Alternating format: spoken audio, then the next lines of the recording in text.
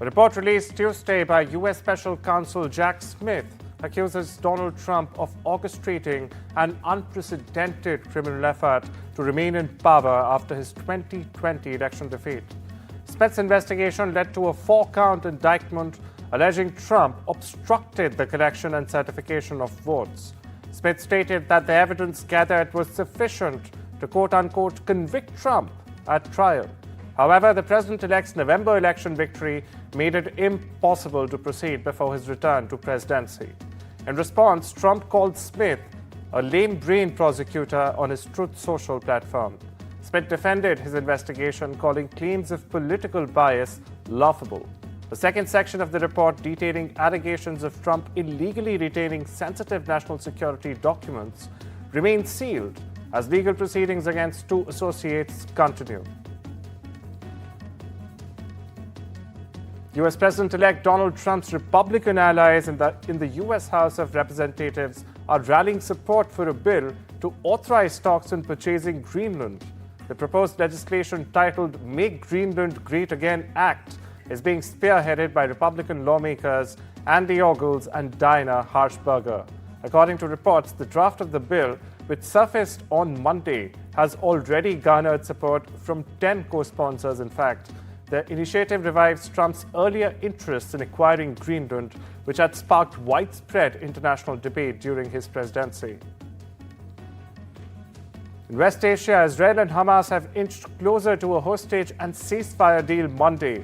Mediators are reportedly awaiting a response from both sides to the final draft of an agreement that would see Hamas release 33 hostages after talks in Qatar resulted in what an Israeli official described as a breakthrough.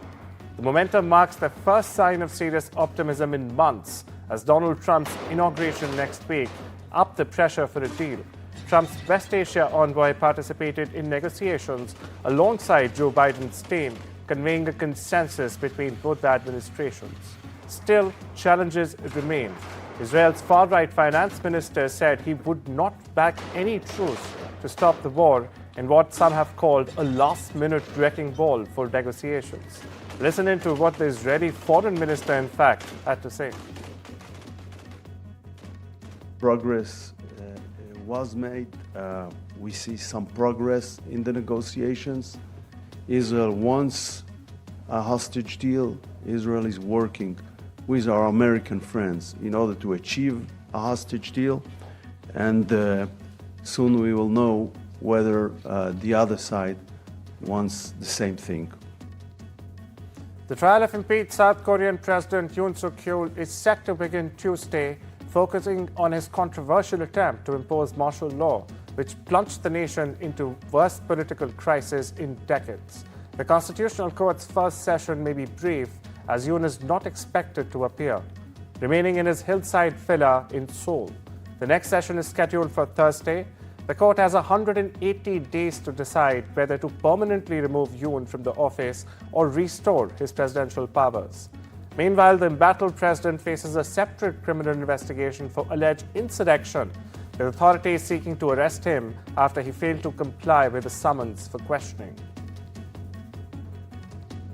According to a Bloomberg report, members of President-elect Donald Trump's incoming economic team are discussing slowly ramping up tariffs month by month. Now, a gradual approach aimed at boosting negotiating leverage while helping avoid a spike in inflation.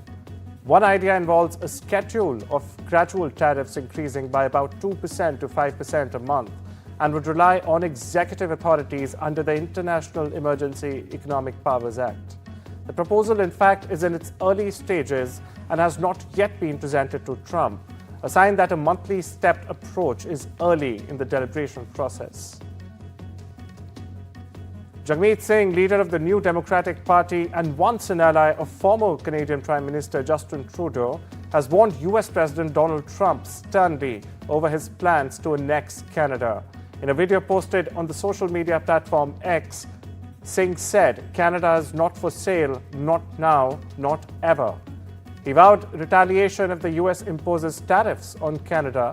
Trump has been vocal about his plans to take charge of Canada and make it the 51st US state. Listen into what Jagmeet Singh had to say. I have a message for Donald Trump. Our country's not for sale. Not now, not ever. I lived across this country, and I can tell you, Canadians are a proud people. We're proud of our country, and we're ready to fight like hell to defend it.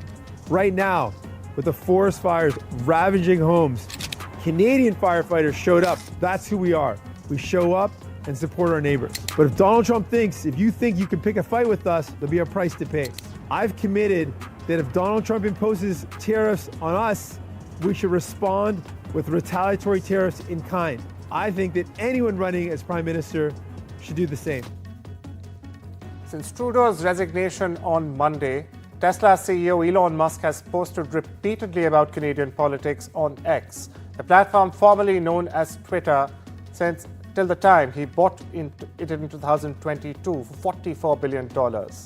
It has also given Musk an opportunity to inject himself into yet another country's political turmoil. Musk has praised clips of Pierre Poilievre, the leader of Canada's Conservative Party, while relishing in Trudeau's downfall and engaging with right-wing Canadian influencers as well. Lebanese President Joseph Aoun has summoned Nawaf Salam. Now he's the head of the International Court of Justice to designate him as the country's next prime minister. Salam secured the support of 84 out of 128 lawmakers, marking a significant political shift.